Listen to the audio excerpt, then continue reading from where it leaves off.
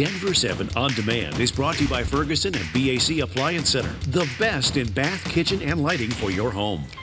Good evening. I'm Ann Trujillo with the latest from Denver 7. Should people considered dangerous to themselves or others have access to guns? Supporters and opponents of the red flag bill debated this topic on Friday.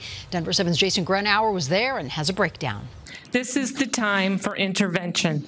Temporarily removing the gun from someone in crisis will save lives. Due process will not exist. False allegations will be made, and innocent people will be harmed. Hours of speakers and questions touched on a variety of issues dealing with House Bill 1177, but the big focus was on three, starting with fundamental disagreements about what this bill is all about. This bill can prevent mass shootings, domestic violence, street violence, suicide, and protect our law enforcement. The bill itself is a scheme for gun confiscation without due process and strikes at the heart of the right to keep and bear arms. Members of law enforcement testified on both sides, some with concern over their own safety. When we come to take their firearms, it can certainly escalate the situation. Others believing it's more safe to temporarily take those firearms away. If we know that somebody is clearly a danger, why would I want them to have access to a gun and be every bit as dangerous? Finally, it came down to a constitutional question.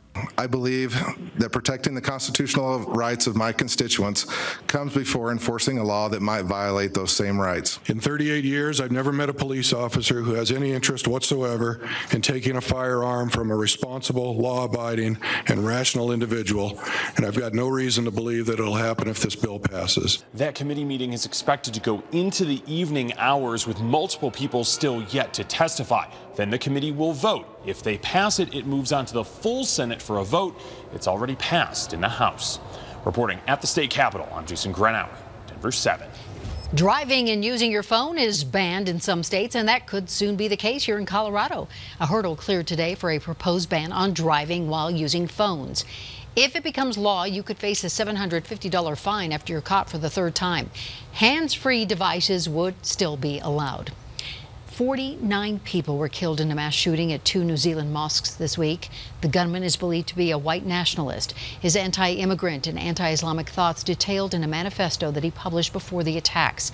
Now, investigators believe this is an isolated incident. Still, Denver 7's Thomas Hoppo shows us local mosques aren't taking any chances. The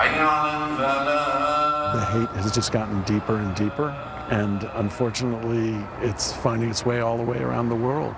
Today is all about coming together in dark times. This morning, Muslims, not only in Colorado but around the world, woke up on our congregational prayer day to mourn 50 brothers and sisters that were senselessly shot and killed as they worshipped in a safe place in New Zealand.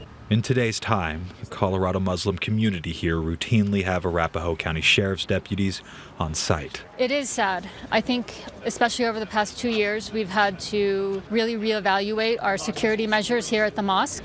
The Sheriff's Department and all police precincts across Colorado are very vigilant today and will continue to do so for the foreseeable future. Now, the mosque have the Jewish community on their front steps to mourn with them because of the same thing a synagogue went through in Pittsburgh in October. Look, this tragedy happened a world away, but here we are in Colorado where we can be together.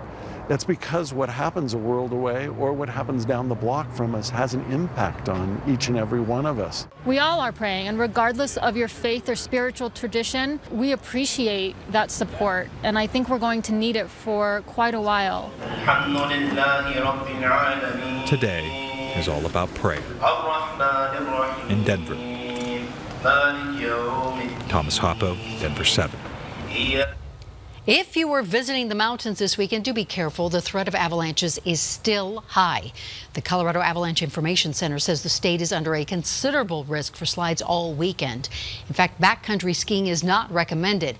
If conditions improve, we will let you know. Good news is winds aren't going to be quite as gusty across the high country. So if you are skiing or snowboarding, just stick to the appropriate terrain. Enjoy. It's going to be bluebird days both Saturday and Sunday out west. Also a gorgeous day across the metro area. Will stay mostly clear through the overnight hours. By 11 o'clock, we'll be at 30 degrees in Denver. We'll drop down to the upper teens, low 20s by early tomorrow morning. And then we'll top out in the 40s under a sunny sky for tomorrow. Lows by early tomorrow morning will be in the upper teens in Fort Collins, 20 for our overnight low in Denver, and for tomorrow we're expecting a high of 48 degrees. So some milder weather in terms of the plains for our daytime highs, and then into the mountains 30s and low 40s. Looking ahead for Sunday, St. Patrick's Day, any celebrations or things you're doing should be nice under the sunshine, and temperatures will be in the low 50s for Sunday. We'll stay in the 50s for Monday. Clouds will increase, and our next best chance of seeing some moisture in the mountains arrives on Tuesday. We'll just drop our temperatures a bit and we'll see some windy conditions, and then our next best chance of seeing some rain will move in Friday afternoon. But to round out this next week, as spring starts, will be in the mid to upper 50s to near 60 degrees. Looks good. Thank you, Katie. Joe Flacco will soon be on the field here in Denver as a Bronco. In his first press conference with Denver media, Flacco said he's very excited to be a starting quarterback again. And John Elway said he believes Flacco's still in his prime at 34 years old. Even though Flacco hasn't won a postseason game since 2014, Elway considers him a winner who's played in a lot of big games. And exciting news from Colorado State University. Joyce McConnell will become their first ever female president after the contract is finalized. McConnell is the current provost and vice president for academic affairs at West Virginia University. She says she can't wait to bring her passion to Fort Collins and help continue the thriving spirit that created this university. This has been your Denver 7 On Demand update. Thank you so much for joining us, and check back here later for another update. For breaking news and alerts, download the Denver 7 app. I'm Ann Trujillo.